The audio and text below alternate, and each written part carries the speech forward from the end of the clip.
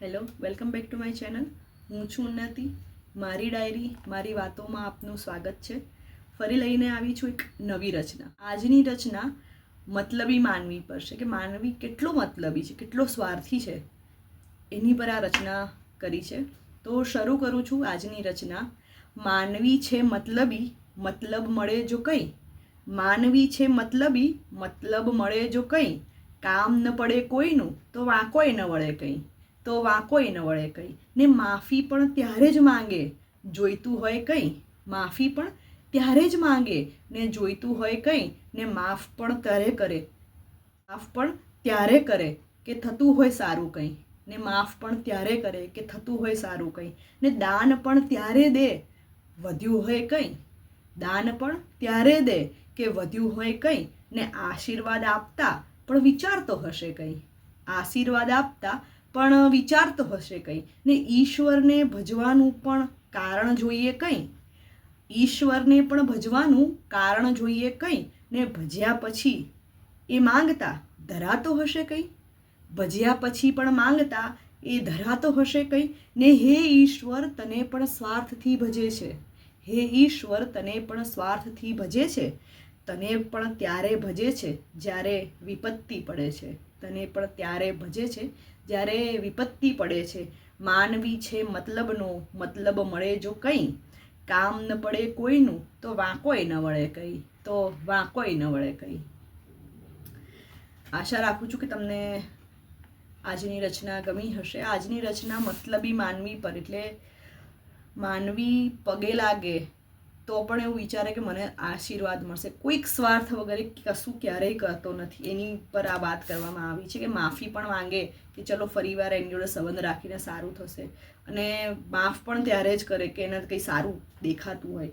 અને દાન પણ ત્યારે આપે કે જ્યારે એને પાસે કંઈ વધ્યું હોય. એના વગર કોઈ દાન પણ આપતું નથી.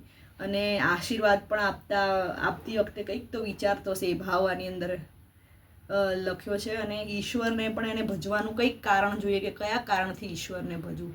અને પછી ભજ્યા પછી કેટલુંય માંગે તોય ધરાય નહીં ભગવાન પાસે માંગતા. એ ભાવ છે આમાં. આજે દાનની વાત કરી એની પર કઠોપનિષદની અંદર એની શરૂઆત જ એક બહુ સરસ કથા વાર્તાથી થાય છે. તમને ખબર જ હશે નચિકેતાની વાર્તા. જેના નચિકેતાના પિતા હતા, જે ઉદ્દાલક નામના એના પિતા હતા. એમના પિતાએ એક વિશ્વજીત નામનો યજ્ઞ કરાયો. એ વિશ્વજીત નામનો યજ્ઞ કરાયો એટલે યજ્ઞ પતે એટલે વિધિ પ્રમાણે બ્રાહ્મણોને દાન દક્ષિણા આપવાની હોય. તો એમને દાન દક્ષિણામાં કેટલીય ગાયોને મંગાવી અને પછી વહેંચતા હતા. તો એ વહેંચતા એ જે ગાયો સારી હોય એ પોતાની પાસે રાખી લે અને જે નબળી અને ઘરડી ગાયો હોય એ વહેંચતા હતા. અને નચિકેતા એમના પિતાની બાજુમાં જ ઊભા હતા. અને પિતાજીને એમને કીધું કે પિતાજી, આપણે તો દાન જે આપણને સૌથી વધારે પ્રિય અને આપણી પાસે જે સર્વશ્રેષ્ઠ હોય એનું જ દાન કરવું જોઈએ.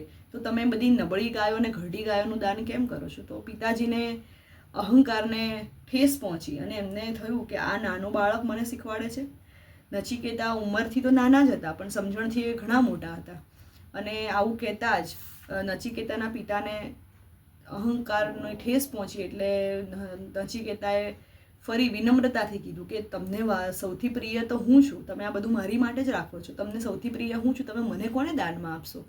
એક બે વાર કહેતા ક્રોધમાં પિતાજીએ કીધું કે જા, હું તને મૃત્યુને દાનમાં આપું છું. એટલે નચિકેતા પણ નાના જ હતા અને એ જતા રહ્યા એ ઘર છોડી. અને મૃત્યુના દેવ યમલોકમાં ગયા. અને પછી આખી કથા વાર્તા આગળ વધે છે, જે તમને બધાને ખબર જ હશે. પણ એ જ કે દાન પણ લોકો ત્યારે જ આપે કે વધ્યું હોય કે બગડેલું હોય કોઈ, ત્યારે જ કોઈ દાનમાં આપે છે. આ વાત કહેવાનો ઉદ્દેશ્ય આ જ હતો. અને આશા રાખું છું કે આ રચના તમને ગમી હશે. ફરી મળીશું એક નવી રચના, એક નવી વાત સાથે. રાધે રાધે.